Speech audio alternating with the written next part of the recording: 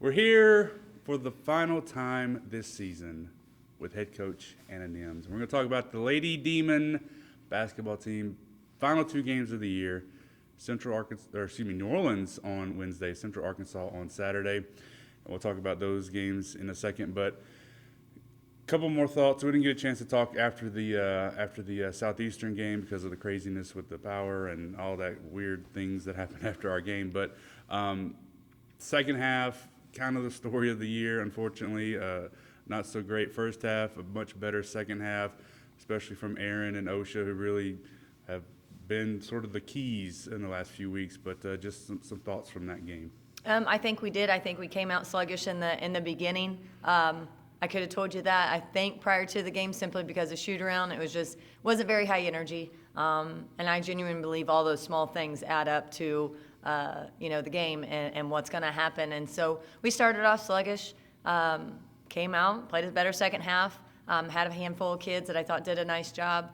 But like you said, it's the last week of season, and we should have been dealing with some of these woes and getting them figured out, November, December. And so it's just we're a young team, and so we're asking freshmen, sophomore, a couple junior, a senior, to get some things accomplished. I think we're capable of doing it, so I'm excited to see it these last two games. We've proven we can at least put together 37 minutes. So I really hope for their sake that we're going to have a good week, because they had a good second half. They really had three decent quarters, and it was just, one in particular, but so we're very capable. We just haven't put it all together yet. Yeah. And I think you mentioned this to Tony after the game. Probably the one stat from that game was the 3-point shooting. They made 9, we didn't make any. Absolutely. And not to do this, but they made 11. No, they were 9 of 11. Yeah. I think they were really good. Yeah. And that was part of it. We knew that they were one of the best 3-point shooting teams, aside from SFA, in our conference. And it was on the scout, and we gave up a lot of them on the 3-point line. We had we talked a lot about having to run them off the line, but that's where that focus really has to come in. So we weren't able to stop them. Simply, I think we kind of had missed a handful of possessions there. But yeah, rebounding across the board, I do think we lost it maybe by 9. Free throws, pretty similar. Turnovers for the first time all year, similar. Paint points, I think it was 32 and 22, and they have some pretty dominant size down in there. So across the board, it was really one stat line. Somehow we got beat just by the 3-point line. Because I was wondering too, like all the coaching points I wanted to make. Right. I was like, well, that's pretty similar. Yeah. That's pretty similar. But a few games ago, I said we've always talked about not being shot driven, but we made shots and we were driven, and that was the Nichols game. Well, on the flip side, this is the bad part about being a shot driven team, because when they aren't falling, you got to be able to capitalize in another area. So moving into this week, like I said, final two home games, starting with New Orleans, and looking back at that game down there, went into the fourth quarter, 5-point game. It was I think the first game this year that we've really had an opportunity, a great first quarter there. Do you feel like this, despite what happened Saturday, is a real opportunity to finally notch that one in the left column? I think either one of these last two, simply because of us, not because of who we're right. playing, but simply because of us. I think that we have an opportunity. We have 2 games left, and I'm really trying to impress upon the girls that it's if they can pull out the win, if they can leave it all on the court, control our heart, control our effort, control our energy, control our focus and our pride in what we're doing, then the games can be ours. It's not that we don't have the ability to. We just can't seem to get it together. I said, and if you can snag one of them, that's what you'll remember from a very tough, adversity-full year. Yeah. You'll remember that one game.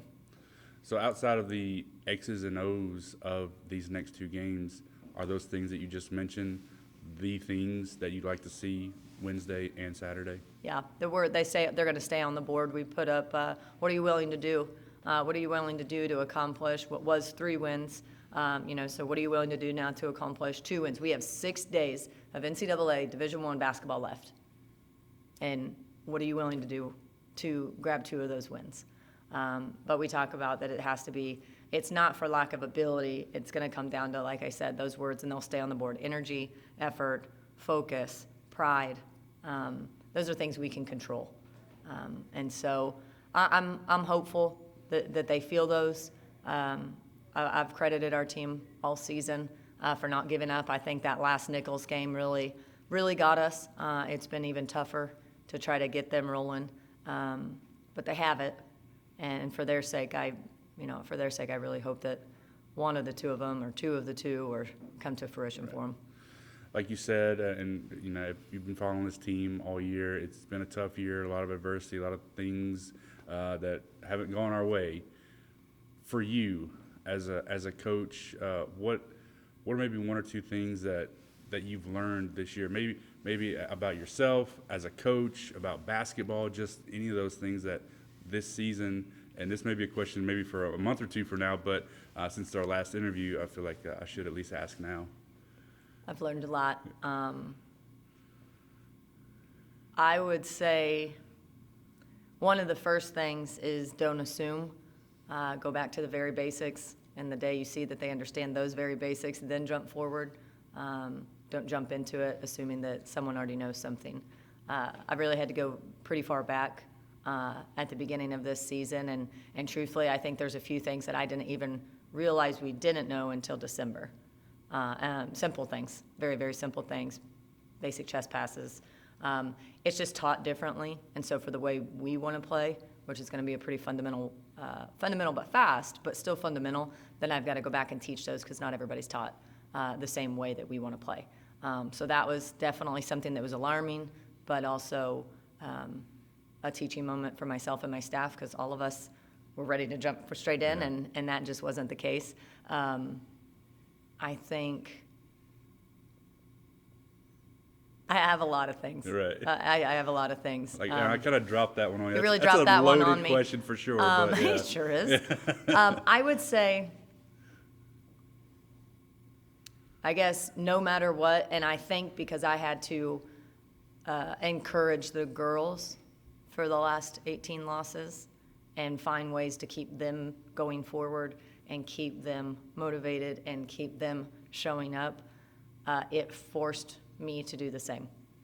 And at 0-18, I talk about the girls and trying to keep them motivated, but I think in hindsight, I personally realized how important also doing that for myself and the mental health of myself and my staff and those around us. So, but it was good because by doing it with the girls or for the girls in hopes of keeping their hearts and minds right, it forced us to stay as positive as possible. Right. So lots to learn my freshman year. Right. This is my freshman. You're a freshman, I feel like just a freshman. Like most of the team, right? Yeah.